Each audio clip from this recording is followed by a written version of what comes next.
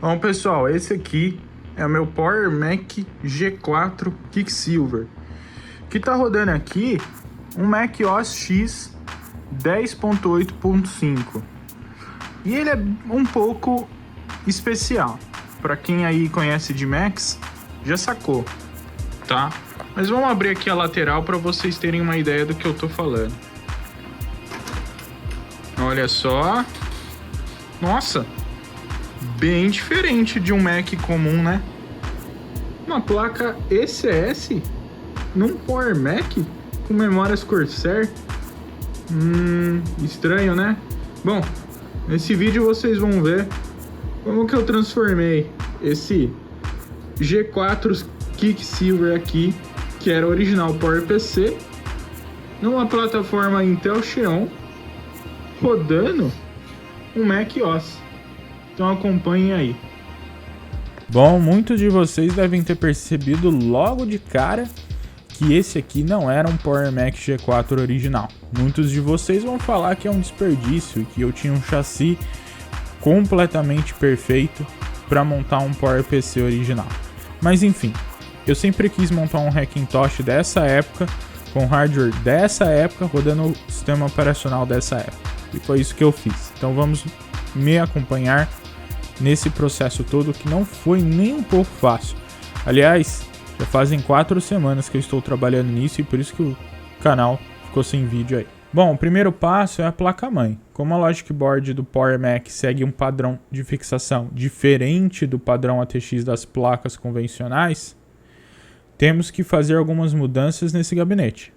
O primeiro passo foi desmontar toda a lateral desse gabinete, remover o acrílico externo e o interno, que faz o mecanismo de trava da lateral do gabinete que fixa a Logic Board. Esse é um dos detalhes mais interessantes desse Mac.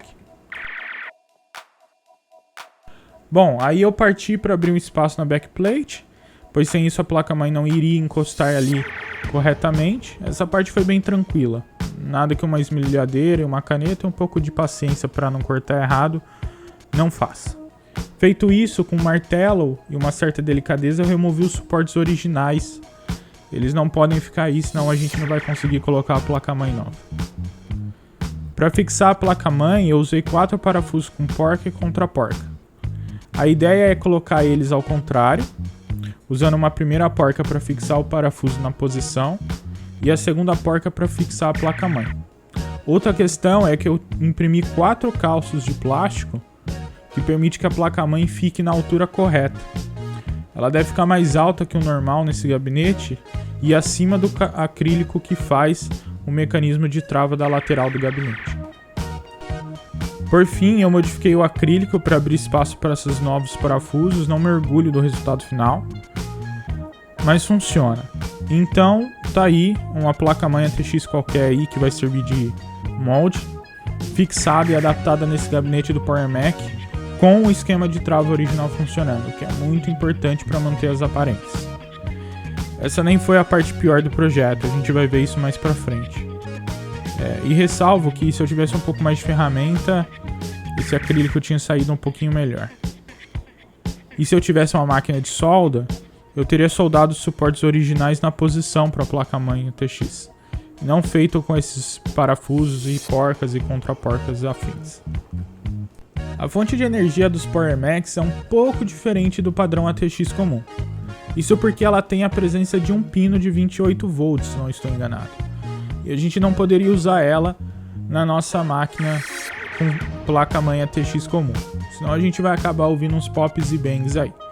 Outra dificuldade é que o painel traseiro, a entrada AC, é um pouco diferente da posição das entradas AC da maioria das fontes ATX que tem no mercado. Então, a gente não consegue colocar uma fonte ATX comum nessa máquina.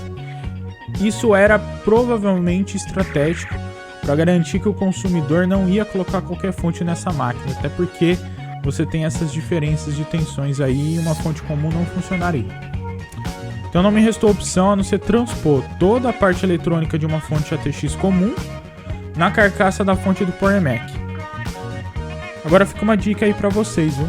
Para fazer funcionar a parte frontal do Mac, os botões e o falante, eu tive que condenar a plaquinha de circuito frontal desse Mac. Isso porque nessa plaquinha tem um microcontrolador que é responsável por ligar e desligar o LED ou mostrar os códigos de erros caso o sistema não boot corretamente. A minha primeira tentativa foi tentar soldar tudo direto e ligar na placa-mãe. Isso não funcionou porque, como o botão reset tem um circuitinho ali, isso causava com que a placa-mãe ficasse o tempo todo em reset. Então, para dar uma solução rápida, eu acabei condenando esse circuitinho do painel frontal. Nada que com um pouco de esforço não dê para reparar, mas eu condenei ele. Eu acabei dessoldando esses botões e rompendo as trilhas para quebrar esse circuito dos botões com o resto do circuito. E aí assim eu pude soldar direto os fios para ligar na placa-mãe ATX e tudo funcionar corretamente. Feito isso, eu entrei em outro problema: fechar o gabinete corretamente. Isso é algo que tinha que funcionar corretamente. Felizmente tinha duas coisas no meu caminho. A unidade de DVD estava bem no caminho do cooler da CPU e das memórias. O layout da Logic Board original colocava as memórias em uma posição embaixo do DVD. Já com essa placa-mãe ATX a gente passou a ter o problema dela bater no DVD. E o cooler do processador original é bem pequeno e bem menor do que esse cooler. Já que nessa geração dos PowerPC, eles não rodavam em clocks muito alto e não geravam muito calor assim. Só algumas versões tinham uma ventoinhazinha ali para forçar a ventilação. Somado a isso, o cooler do atual pega na fonte. Então a primeira coisa que eu fiz foi achar um cooler menorzinho que vai ficar bem no limite da refrigeração dessa CPU com a pasta térmica decente. Isso somado a esse calor, eu acho que a gente vai ficar com essa CPU bem quente aí mesmo. E a unidade de DVD infelizmente não teve o que eu fazer. Eu tive que tirar ela daí porque ela não tinha espaço para ficar. Bom, o hardware, enfim chegamos nessa parte do assunto. A única especificação que eu tinha para esse hardware era não usar um hardware mais novo que a primeira geração dos Core i5 ou i7. Porque o meu objetivo aqui era montar um Hackintosh, só que com hardware antigo. Um Macintosh que rodasse um sistema operacional antigo, um macOS antigo X, com um hardware da época desse sistema operacional, como se eu estivesse fazendo um Hackintosh lá na época. Porque se eu pegar um hardware mais novo, um kit Xeon X99 ou um X79 aí qualquer, é muito mais fácil e vai rodar esses Macs mais novos. Mas não é o objetivo dessa build. Eu não tenho o menor interesse ainda em fazer um Hackintosh mais moderno. Além disso, eu preciso usar o que eu já tenho. Não dá pra gente ficar comprando toda hora tudo que a gente quer, né? E nessa parte, meus amigos, foi aonde eu perdi o maior tempo. Mais precisamente em umas 3 semanas para chegar no hardware mais funcional possível para essa build em particular. Bom, quando eu falo de hardware mais funcional possível, eu estou falando de um hardware que funcione em todas as suas características. Seja a placa de áudio, seja a placa USB, a entrada e saída PS2, as portas seriais, né? Uma placa de vídeo 3D, tudo isso tem que funcionar para que eu possa jogar, para que eu possa usar essa máquina da maneira como ela deve ser usada. É claro que o hardware mais compatível com o macOS é o próprio hardware da Apple. Mesmo assim, quando você tenta instalar um macOS novo num macOS antigo, num Mac antigo, você pode encontrar alguns problemas. É o caso desse meu MacBook Pro 2012, que está rodando o macOS Mojave, que é mais novo do que o macOS mais novo suportado por esse MacBook. Apesar de rodar, eu tenho problemas com a porta Thunderbolt e eu preciso usar um fan controller porque o sistema operacional não consegue controlar corretamente a ventoinha do processador e eu tenho que usar um software de terceiro. Bom, sendo assim, o hardware mais compatível com o Hackintosh entra na mesma ideia. Quanto mais parecido com o hardware original Apple, mais fácil de tudo funcionar. No site das Hackintosh, lá no Tony Mac X86, você acha bastante gente com bastante placa-mãe e bastante modelo compatível. Inclusive tem uma lista lá de placas-mães compatíveis. A questão é, eu não tenho nenhuma delas e eu não queria gastar para trazer uma placa-mãe dessa, até porque dos modelos que estão citados ali não são tão fáceis de achar aqui no Brasil. Seria o ideal, mas enfim, fica para um próximo projeto. Como eu sou um cara louco, eu acabei montando uma configuração com o que eu tinha aqui e fazendo funcionar. Vamos lá. A CPU escolhida foi um Xeon X3220 rodando a 2.4 GHz e socket 775. Um processador de 4 threads bem decente aí para essa geração e que era usado aí nos Mac Pros. Tudo vai ser colocado numa placa-mãe ECS P4M900TM, uma das únicas DDR2 de alto FSB que suportam esse processador Xeon e que eu tenho em mãos. Provou ser um tanto quanto desafiador isso, tá? Ela é baseada em chipset VIA, que foi bem difícil fazer funcionar com o macOS. E para as memórias, a gente tem 4 GB de memória Corsair XMS, aí 2 pentes, que poderiam rodar 1066 MHz, porém vão rodar 800, já que elas são bem estáveis acima dessa frequência, e esse é um problema comum com essas memórias aí. A GPU é com certeza a pior parte. Para esse macOS que eu estou usando, existe um número bem limitado de GPUs que são nativamente compatíveis. E qualquer outro modelo só gera problema. Para essa build, a GPU ideal seria uma Radeon HD da série 5000. Isso porque elas foram utilizadas muito nos Mac Pros. Felizmente eu não tenho nenhuma disponível no momento. De fato, de todas as GPUs que eu tenho em minha coleção, somente 3 modelos seriam compatíveis com o macOS. Mas a escolha final, depois de muito teste, foi uma EVGA GeForce 9800 GT com 1 GB de memória. Em breve eu vou entrar um pouquinho mais em detalhes sobre isso. De resto, para o áudio eu gostaria de colocar uma placa de som PCI, mas eu não tenho nenhuma compatível com macOS, então vai ficar por isso. O mesmo para a placa Wi-Fi, eu queria colocar uma placa Wi-Fi, mas eu não tenho nenhuma com uma controladora que eu encontrei que seria compatível. Armazenamento, a gente vai usar um HD SATA, essa placa-mãe tem suporte a RAID, a gente pode explorar isso mais para frente, mas por enquanto um HD só SATA, e um HD IDE. Na verdade, quando esse vídeo sair, vai fazer umas 3 ou 4 semanas desde que eu comecei o projeto. A definição do hardware demorou muito para acontecer, pois exigia uma combinação muito específica de hardware e software para que tudo funcionasse corretamente. Eu formatei mais de 10 vezes essa máquina e testei outras combinações de placa-mãe, GPU e sistema operacional para fazer tudo funcionar. O macOS é um sistema operacional Unix, que tem um kernel bem parecido com a arquitetura do Linux, e os drivers são chamados de extensions, ou pacotes QS. São partes de software que se comunicam com os dispositivos da placa-mãe para poder listar eles, reconhecer e se comunicar e dar toda a funcionalidade para o sistema operacional. A grande questão é que a Apple desenvolveu o kernel e os pacotes para alguns hardwares específicos que ela homologou. Sendo assim, é necessário a gente fazer alguns ajustes no kernel e carregar algumas extensões específicas que, graças a Deus, hoje na internet tem uma comunidade muito grande para isso e várias extensões de terceiros para a gente usar para que tudo funcione corretamente. Eu queria usar uma versão do macOS X mais antiga, que fosse ali anterior ao macOS X El Capitan, que foi lançado ali em 2015. Isso multiplicou a dificuldade ainda mais. Eu não vou entrar muito em detalhes aqui, mas eu vou falar um pouco das dificuldades que eu passei para montar um sistema estável. Existem N tutoriais na internet de como fazer um Hackintosh, principalmente usando máquinas mais novas e versões de macOS X mais novos.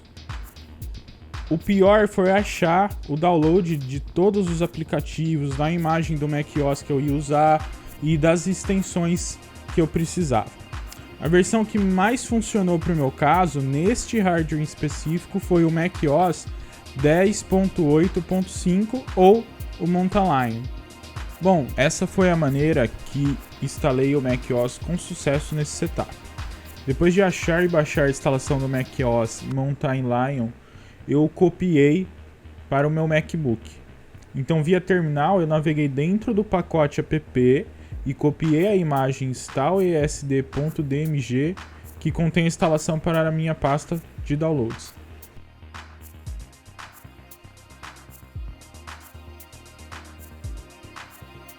Feito isso, eu formatei um pendrive com a tabela de partição GPT e sistemas de arquivos macOS Extended. Isso é importante. E aí, usando o disco utility, eu restaurei o arquivo DMG no pendrive, criando assim efetivamente um pendrive não bootável com a instalação do macOS. O macOS é um sistema operacional que há tempos roda em máquinas com um EFI.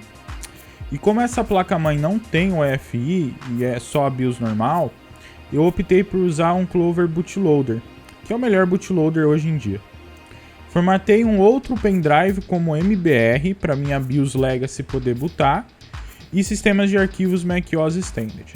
Depois foi só seguir o instalador do Clover 5102 e instalar o bootloader neste pendrive, não no anterior. Agora um passo super importante que me levou alguns dias para descobrir que eu tinha que fazer dessa maneira. Esse setup tem uma controladora via de disco, seja IDE ou SATA. Isso significa que essa versão do macOS não reconheceria e nem reconhece os discos nativamente. Sendo assim, eu sempre travava na instalação, porque ela não reconhecia os discos. Até descobrir que com o Clover eu podia injetar algumas quests no macOS e também no instalador do macOS, um ponto muito importante. Sendo assim, dentro da pasta EFI do Clover, eu coloquei algumas extensões básicas e a mais importante, a extensão para a controladora via de discos dessa placa-mãe. Feito isso, coloquei ambos os pendrives na máquina. Bastou então selecionar o pendrive com o Clover, que logo carregou e foi apresentado com as opções de boot, sendo uma delas o pendrive com a instalação do macOS. Até ter finalizado a instalação do macOS e a configuração, eu sempre usei algumas flags no boot do macOS. Verbose, não carregar os drivers de vídeo, não reiniciar em caso de pânico do kernel e o debug das quests. Isso me garantia que qualquer problema no carregamento do sistema parasse e congelasse, e me permitia entender exatamente o que era ou qual extensão estava dando problema. Sendo assim, eu consegui logo bootar a instalação do macOS sem problema algum, reconhecer os discos e instalar corretamente o macOS no disco SATA. Depois disso, eu bootei o disco SATA pelo Clover do pendrive, terminei a instalação do macOS e comecei a minha batalha para fazer tudo funcionar nesse sistema operacional. O primeiro passo foi fazer a instalação do Clover no próprio disco SATA e colocar as mesmas extensions que eu usei para ele injetar na instalação do macOS no sistema atual, que é o driver da controladora RAID. Eu recomendo usar um utilitário, eu usei o Qiest Utility, que vem no Multibist, para instalar os Qiestes corretamente. Além disso, enquanto eu ajustava o sistema, eu sempre botei em modo verbose, com as opções de Debug Qiestes e Don't Reboot on Panic, para que o kernel parasse exatamente no ponto e eu pudesse diagnosticar qual que é o problema. Eventualmente eu me deparava com um ou outro extension do macOS que não bootava correto ou dava um erro. Eu também configurei o config plist com os boot args corretas para que eu não precisasse ficar escrevendo isso o tempo todo lá no Clover. Desabilitei o Deep Wake, que é um passo importante para essa placa-mãe. Ela parece ser problemática com essa função de desligar os dispositivos do Mac. O correto seria eu realizar um patch do SSDT ou DST ou ACPI ou o que for. Mas eu vou fazer isso mais para frente, por enquanto eu não fiz. Para minha sorte, essa GeForce 9800 GT reconheceu numa boa com as extensions originais que veio nessa versão do macOS. Com outras versões mais novas ou mais antigas que essa versão 10.8.5 eu tive problema. Já na parte de áudio eu testei algumas extensions com duas Sound Blaster Live, de chip EMU10K. Eu não obtive sucesso. Das genéricas eu tentei achar uma com um chipset Realtek LC, que teoricamente seria mais compatível, mas eu não tenho nenhuma aqui. Testei algumas versões do Voodoo HDA também, mas sem sucesso, a maioria crash o boot. A última opção seria um Lilo com Apple LC mais recente, eu vou tentar mais pra frente explorar isso. A minha solução imediata, que eu vi citada em várias vezes nos fóruns, foi usar um simples adaptador USB de áudio, que promete aí incríveis 7.1 canais de som num único plug P2. Como ele é um adaptador USB, parece que é plug and play para o macOS. Você pluga e você já tem som. A única questão é que eu fui obrigado a usar uma caixa de som com amplificador, porque senão o áudio fica muito baixo e a gente não consegue ouvir quase nada. A controladora de rede nativa da placa-mãe, eu até encontrei uma extensão para o macOS para ela. Mas existe algum bug, porque ela funciona corretamente na maioria das vezes, mas se você tentar baixar um arquivo muito grande ou usar por muito tempo, ela simplesmente para de funcionar. Perde o IP e não recupera mais, e eu tenho que reiniciar a máquina para que tudo volte a funcionar corretamente. Bom, depois que eu passei por todo esse tormento com o macOS, eu fiz mais algumas firulinhas do gabinete para dar um toquinho final nele. Na baia de DVD eu fabriquei um suporte 3D que me permitiu fixar uma entrada USB frontal. Assim essa baia não fica simplesmente aberta aí sem nada. E aí eu tenho também um USB frontal. Também fixei o LED de atividade do HD logo abaixo do botão de power. Cria um efeito bem legal quando a máquina está lendo o disco, ficou bem legal mesmo. E eu fabriquei também a backplate para a placa-mãe para não ficar um espaço aberto ali. Bom, a parte de montar e adaptar um hardware de PC normal nesse gabinete não é tão desafiador assim. Exigia um pouco de paciência e cuidado e um pouco de técnicas, vamos dizer assim, de faça você mesmo, mas não é tão trabalhoso. O maior desafio realmente foi rodar um macOS. Se eu tivesse optado pelo Windows, por exemplo, tudo que eu colocasse estaria funcionando numa boa. Mas o macOS é bem complicado. Eu cheguei a testar também o Linux, que é mais fácil de fazer a instalação, mas quando eu parti para a parte de aceleração 3D e rodar jogos, isso se provou ser bem difícil. Mas eu estou bem contente, o Mac está iniciando e rodando como deve, bem estável por sinal, com desempenho aceitável, e apesar de ter alguns probleminhas aí, eu não poder usar uma placa de som Sound Blaster, ele está funcionando decentemente. Eu ainda quero ajustar algumas coisas como uma placa de som de verdade, testar um SSD que deve melhorar muito o desempenho geral e provavelmente colocar uma placa Wi-Fi. Penso também em adaptar um DVD USB na baia frontal, onde eu tinha colocado aquele USB frontal. Seria interessante, já que esses DVDs USB ocupam bem menos espaço que um DVD comum. E aí eu voltaria com funcionalidade de DVD, mas sem atrapalhar o cooler da CPU ou as memórias. E também, provavelmente, melhorar a refrigeração. Esse cooler que está nessa CPU não é um dos melhores, principalmente nesses dias quentes que a gente tem passado. Eu não sei como tá aí para vocês, mas todas as minhas máquinas estão sofrendo e eu não tenho nem ligado os meus consoles para não danificar eles. Com a aceleração 3D, eu testei alguns games nativos do macOS, como Quake 4, Call of Duty 4 e alguns outros jogos. E a máquina rodou sem problema nenhum, super estável, sem crashar, nenhum problema. Poderia ser melhor? Com uma placa de som, talvez esses jogos me dariam um feedback sonoro melhor. Mas está rodando numa boa e essas caixinhas satélites amplificadas, mesmo nesse adaptador USB, vai tudo numa boa. Bom, galera, então é isso. Eu estou bem empolgado com o resultado final dessa build, que na minha opinião se saiu bem melhor do que eu esperava. Eu vou deixar um link aqui com todas as extensions e uma cópia do Clover que eu usei para vocês. Mas e aí, o que vocês acham? Vocês fariam igual? Colocariam um hardware mais moderno, um macOS mais moderno? Vocês acham que eu condenei o gabinete? Quais jogos vocês jogariam aqui? Configuração vocês usariam nesse sistema? Deixem aí nos comentários para que eu possa melhorar essas builds. Então, até o próximo vídeo aí, espero que vocês tenham gostado. Não esqueçam de deixar o like, de se inscrever no canal que é muito importante e compartilhar aí para os amigos que gostam de máquinas antigas e dessas loucuras com esses equipamentos retrôs. Um abraço!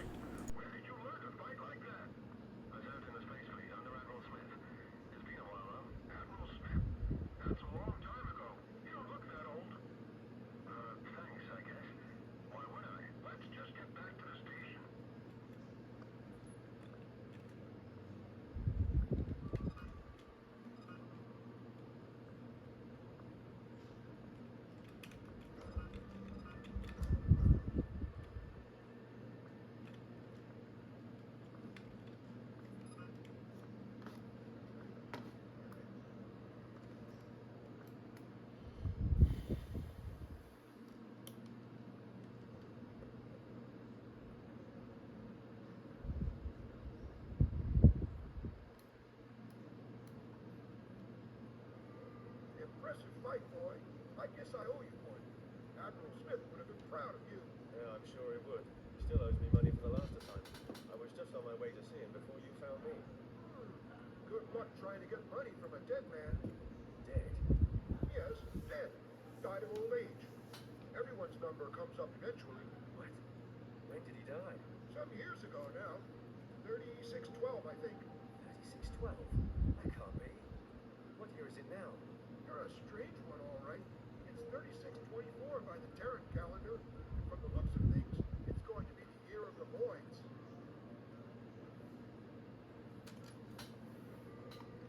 Stunned to discover 35 years have passed since the incident in the asteroid belt. Kunat checked his ship, and a malfunction in the hyperdrive engine was